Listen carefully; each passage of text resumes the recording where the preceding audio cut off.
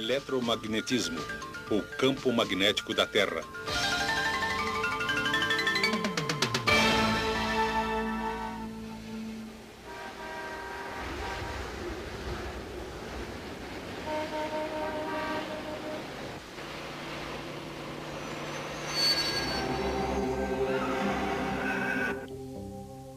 Neutralizando todos os campos magnéticos, seres de outros planetas poderiam parar toda uma cidade.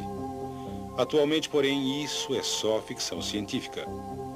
Mas em que a vida seria diferente se os princípios do magnetismo não tivessem sido descobertos?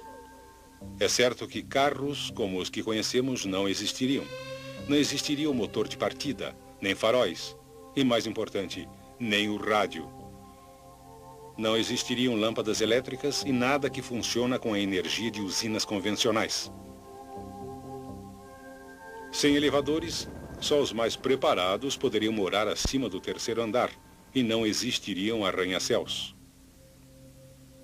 Sorte nossa que o magnetismo foi descoberto. Já em 550 a.C., os gregos sabiam que um mineral que ocorria naturalmente, denominado magnetita, tinha uma misteriosa atração pelo ferro. O mineral recebeu o nome magnetita porque foi encontrado originalmente perto de Magnésia, na Turquia.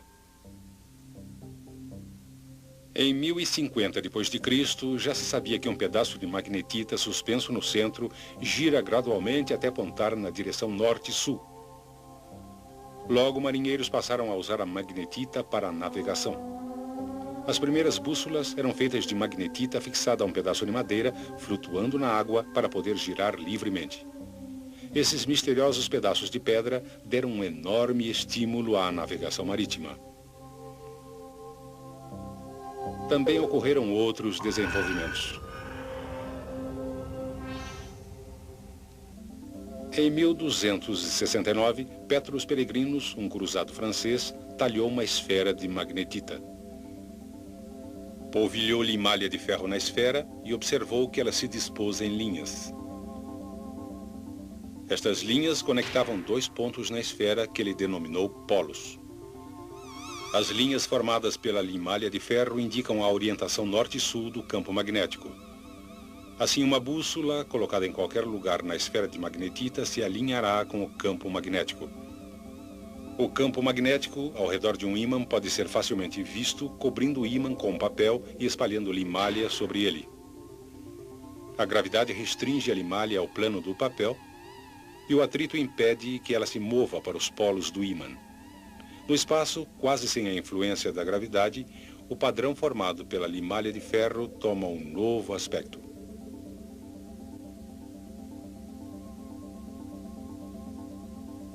A verdadeira natureza tridimensional do campo se torna claramente evidente.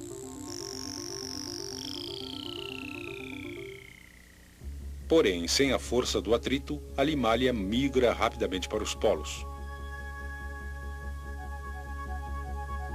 Durante o século XVI, as bússolas se tornaram cada vez mais complexas, mas os exploradores ainda acreditavam que havia enormes montanhas de magnetita no Ártico que atraíam as agulhas das bússolas.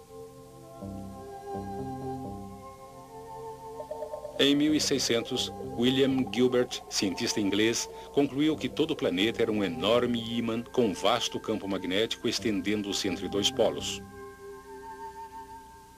Mas qual polo magnético deveria estar no topo do globo? Sabemos que o polo norte de uma bússola aponta para o norte. E também sabemos que os polos opostos se atraem. Portanto, como o polo magnético no Ártico atrai o polo norte de um ímã, o polo ártico deve ser de fato um polo sul. E o polo magnético antártico, um polo norte.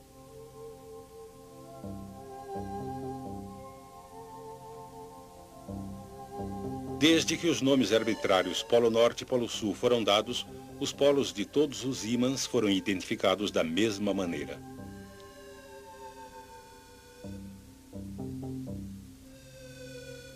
Por esse motivo, o polo ártico da Terra é considerado o polo sul de um ímã. Em outras experiências, Gilbert aqueceu um ímã até ficar vermelho e descobriu que ele perdeu suas propriedades magnéticas.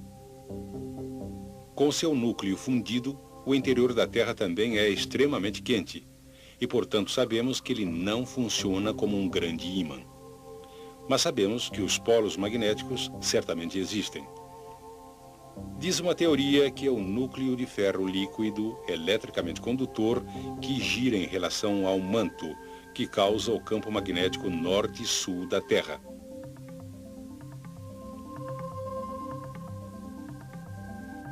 Porém, esses polos magnéticos não coincidem com os polos geográficos da Terra. Os polos geográficos são simplesmente as duas extremidades do eixo ao redor do qual a Terra gira e não são diretamente relacionados aos polos magnéticos. Assim, dependendo do local em que você se encontra, o ângulo entre o norte real e o norte magnético pode ser muito diferente. Por exemplo, se você vive em Eureka, no noroeste do Canadá, o ângulo entre o norte verdadeiro e o norte magnético é de 98 graus.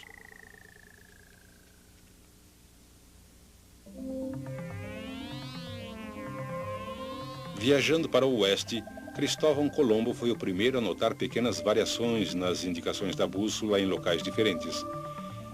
Ele determinou o sentido norte usando o Sol e as estrelas. E então comparou com o sentido da sua bússola. Para sua surpresa, verificou que em um período de vários dias, a variação entre as indicações da bússola e as estrelas mudava gradualmente. Porém, temendo que seus homens quisessem voltar, Colombo nada lhes contou sobre esta observação. O ângulo entre o norte magnético e o norte verdadeiro é conhecido por declinação magnética. Em Toronto, Canadá, a declinação magnética é de 9 graus a oeste do norte. Em Churchill, também no Canadá, a declinação é de 0 graus, porque uma linha que passa através do polo magnético e do polo geográfico também passa através de Churchill.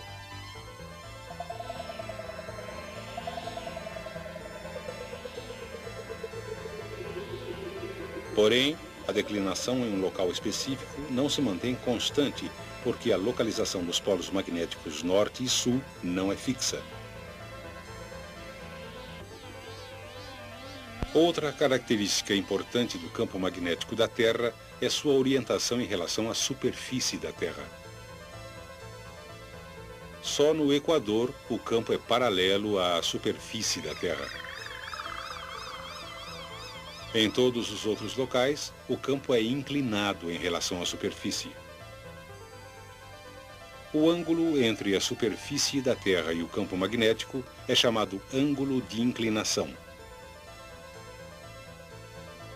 O ângulo de inclinação é medido com uma bússola especial denominada bússola de inclinação, que permite que a agulha gire verticalmente.